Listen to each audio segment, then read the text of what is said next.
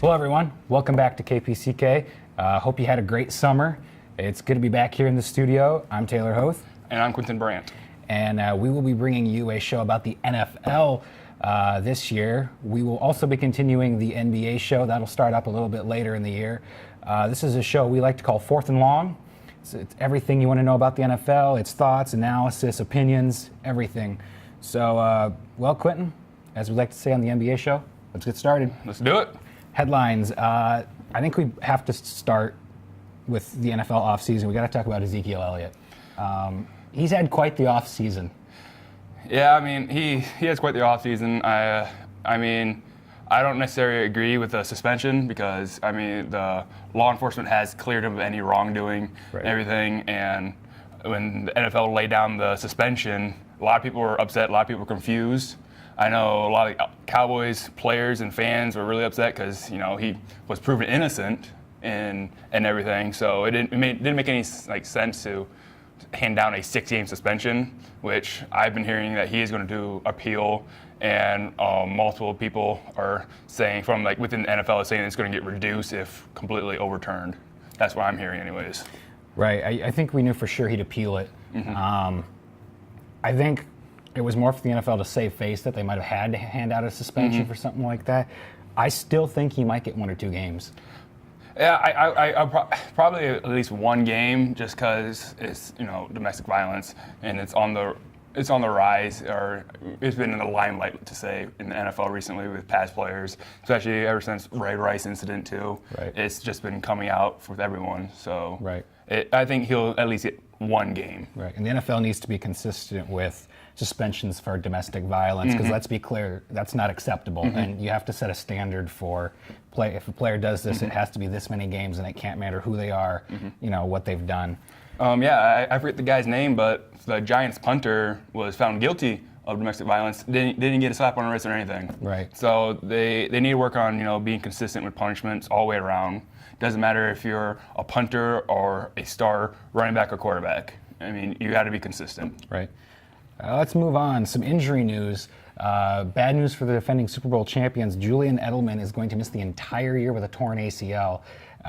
That's a big loss, but they did bolster up their receiving core in the offseason. But even with that, you got to think that's going to hurt them a little bit. It's definitely going to hurt just because of what Edelman brings to the table. You know, he's quick. He's always been a reliable target and everything, but I think you, being a Patriots fan, would even say Bill Belichick has a way of making, you know, undrafted people or people that, you know, were considered busts when they came into the league, and they make them into, you know, all team athletes. And I think they'll be fine, but it might take a week or 2 for them to completely adjust to it. Right. I mean, they have had a knack of turning guys who have been late round picks, or even like you said, considered draft busts, and turning them into productive players. I think where it's really going to hurt them is 3rd down. Edelman was always the target on 3rd down when you needed that first down conversion, and I think you're going to have to see a guy like Danny Amendola, or even a guy like Brandon Cooks, who's brand new, really step into that role and fill some big shoes.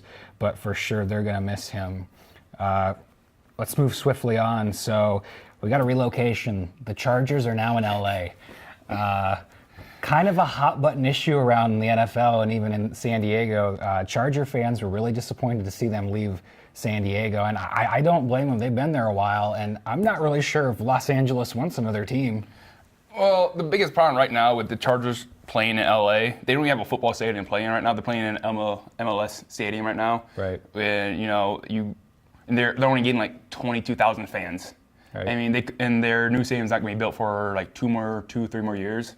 So it's really going to hurt them financially also, because they're going to lose a lot of revenue from ticket sales and everything. But I would agree with you. When they make the announcement that they're moving, there's a lot of jersey burnings, a lot of apparel burning in San Diego. And I mean, I understand their frustration with it, but you know, at the end of the day, you're not really. They're looking out for themselves and what they're trying to do, because let's be honest, the Chargers fan base in San Diego, they weren't really filling any stadiums anytime soon. Even if they were going to, start winning or not, they just weren't filling them. So I mean, it sucks to see them move, but I mean, there's worse places to go, I would say. Right, and that's a really great point you brought up with the stadium. StubHub Center only fits about just over 20,000 people, and if we want to get real nitty-gritty picky here, it's in Carson, which isn't even in Los Angeles. Yep. So yeah, it's a strange one. That's a hot button issue, and it'll be interesting to see how that plays out throughout the year. And with the Raiders potentially moving out of California to Las Vegas, so we'll see how this relocation works out for the NFL. Absolutely.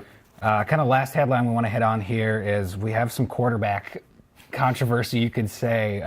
The Cleveland Browns named Deshaun Kaiser their starting quarterback for Week 1, the rookie out of Notre Dame, and subsequently they then released Brock Osweiler. I mean, I understand why they released Brock Osweiler. I mean, let's be honest, he should have never left Denver in the first place. That's true. Cleveland was, I mean, they were pretty much getting him for free because the Houston Texans were still having to pay majority of his salary and everything. But I mean, with Cleveland, it's really hard to say how good he will do. He had a pretty good preseason, I will say, though. I mean, he threw 49 times, completed 25 of them. He was about 350 yards and had one passing touchdown, had a rushing touchdown too. So he is mobile. I mean, it'll be interesting to see how well he can do in that system, and especially with Terrell Pryor, probably their best receiver is gone now. So it'll be really interesting to see how they can really get going there. And obviously, Josh Gordon's still not going to be in the NFL. Right. Kaiser's in one of those situations where if the team doesn't get the results, it may not necessarily be his fault. He's been put in that situation with a very poor Browns team. Yep. I know another hot button quarterback issue you've been burning on all week has been Mike Glennon and the Chicago Bears. Yeah, when they announced that they were going to start Mike Glennon over Mike Trubisky, I was honestly dumbfounded because Mike Glennon in the last 2 years has played in 2 games. And his best season was his rookie year, but ever since then, his sophomore year, he was mediocre at best, and I don't understand why you would trade the full house up to get a guy to move up one spot and then not even start him. I mean, and they're saying he's going to have time to develop and learn, but I don't really understand how you can even develop a guy under Mike Glennon, because Mike Glennon is not great. Right. That situation makes sense if you're starting a veteran who knows the league, who's had success in the league over a guy like Trubisky, but it's Mike Glennon. I couldn't tell you 5 things about Mike Glennon. Honestly, when he came in the league, I really didn't know a lot about him. I mean, like I said, like right here, his career stats are 41,000. Not 41,000. 4,100 passing yards and 30 touchdowns with only 15 interceptions. You know, that's not bad. But when you break it down, he has not had a 20 touchdown season, and he's been getting worse since his rookie year. And those are awful numbers for a guy that's making as much money as Mike Glennon's now making with the Bears. Oh, it's ridiculous. I mean, Mike Glennon's laughing all the way to the bank. He's laughing probably harder than Brock Osweiler was when he got signed by the Texans. Probably. Well, let's move on to a new segment we like to call Don't Sleep on Me. So we've each picked 5 players who we think are going to have a huge breakout 2017 season. And Quentin, I'll let you kick it off. All right. Well, I'm going to start from the bottom of my list. I think Kirk Cousins is going to have a breakout season, like probably even better than he did about 2 years ago, I think it was. I think this is because he has a big target now with Terrell Pryor. And, I think I'll get to him later. But I think with, because Kirk Cousins loves to air it out. Terrell Pryor's like 6'4", like 230 or something like that. He's a big guy. He can go up and grab it. And Washington has one of the better offensive lines too. A lot of the sources I was looking at rank them right about 10 or 9. So right, upper middle of the pack right there. So I think that will really help them out. It's going to be interesting to see if Kirk Cousins can stay healthy though, and if the line can stay healthy. And that's really just going to be the factor for it. Right. I'll give one. Tyrann Mathieu. Well, remember him, the Honey Badger? Honey Badger. He was injured a majority. I think it was pretty much all last year, and I think he'd even missed time the year before that. If he comes back healthy, I think he could have a really good year. He showed he's talented. We know he can play in the league. And Arizona brings back a fairly competent defense. And Matthew's one of those players where he's so charismatic, he can really add another dimension to that defense just by him being on the field. So if he can stay healthy, I think he, along with the Cardinals defense, can have a really good year. For my number 4, I couldn't just do a player. I had to do like a whole defense. I went with the Atlanta Falcons defense. Might be a little bit biased because I'm a Falcons fan, but with Trufant coming back, he's going to be healthy after having season-ending surgery on week 9 last year. And pretty much he takes away almost a half a field right there just by himself. And a couple other things, they just signed Poe this offseason. He's only 26 years old. He was an absolutely tank for Kansas City, and I expect that to continue in Atlanta. Vic Beasley, that man really did step up his sophomore year compared to his rookie year. I think he's only going to get better, and he did get a lot better as the season went on too last year. And another note, Atlanta's returning majority of their secondary too. So, and I think with Trufant coming back too, that's really going to help them. And I think they're going to be able to contend. The only problem I see them having would be in the linebacking area, because there's really not like anyone stand out besides Vic Beasley and everything.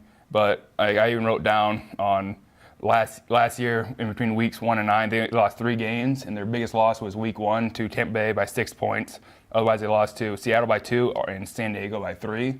And then, they have a couple other games where they lost by double digits after Trufant left. But I think he'll definitely can impact. Yeah, for sure. Falcons will be hungry to get back to the Super Bowl. Yeah, I imagine they're still pretty upset. Probably. If you guys haven't caught on to the joke yet, I'm a Patriots fan, he's a Falcons fan, and boy, is it funny. My next player is going to be Bilal Powell. He plays for the Jets. Hard to believe anybody on the Jets could have a breakout season.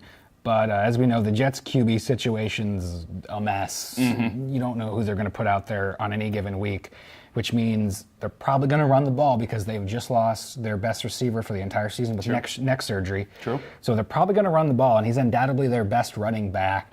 So maybe he won't have outstanding numbers like a guy like DeMarco Murray or Ezekiel Elliott, but I think he'll have a solid season because I think he's the only bright spot on that Jets offense. Yeah, I would agree with that too. And then my next one is he's a rookie. He's Christian McCaffrey. I think we all saw what he did at Stanford and everything too. And there's been some video release of him putting Luke Kuechly on skate in practice.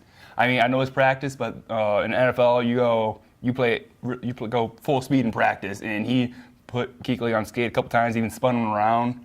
And I think he's really going to bring a big dynamic to the Carolina offense, especially since Cam can run too. So that's going to open up the option and everything with them. So it should be interesting to watch. For sure. My next one's Brandon Cooks.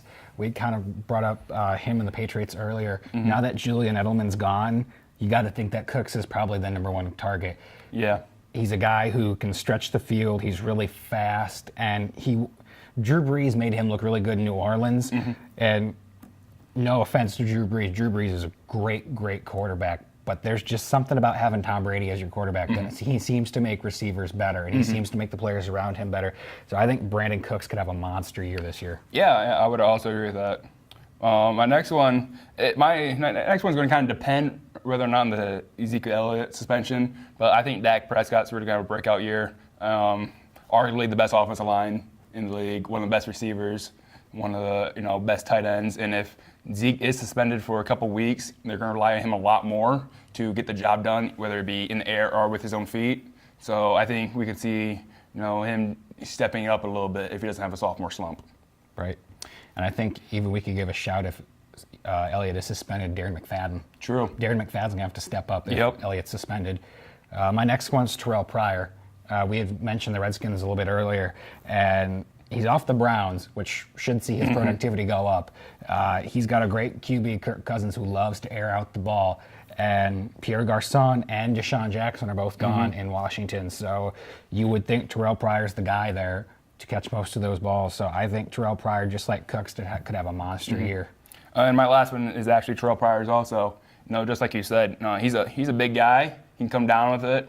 And with Captain Kirk throwing him the ball, I think Washington is going to be able to air it out quite a bit, and he's going to have probably the best quarterback he's probably ever had in his NFL career so far. I think we can all agree on that. and I think he's going to be able to do pretty good things. He might even make it to the Pro Bowl this year. He might. My last one's Marcus Mariota. Okay. So if he can stay healthy, which always seems to be a problem for him. This is his third season. He should be settled by now. We've seen that he can do great things. The Titans, I think they could win the AFC South if they stay healthy. They added Eric Decker from the Jets, who the Jets released for some reason. They added 5th overall pick Corey Davis. They've already got a great receiving core, guys like Rashard Matthews and Delaney Walker, and they've even got DeMarco Murray who can catch the ball out of the backfield. I really think Marcus Mariota could have a really good season if he stays healthy.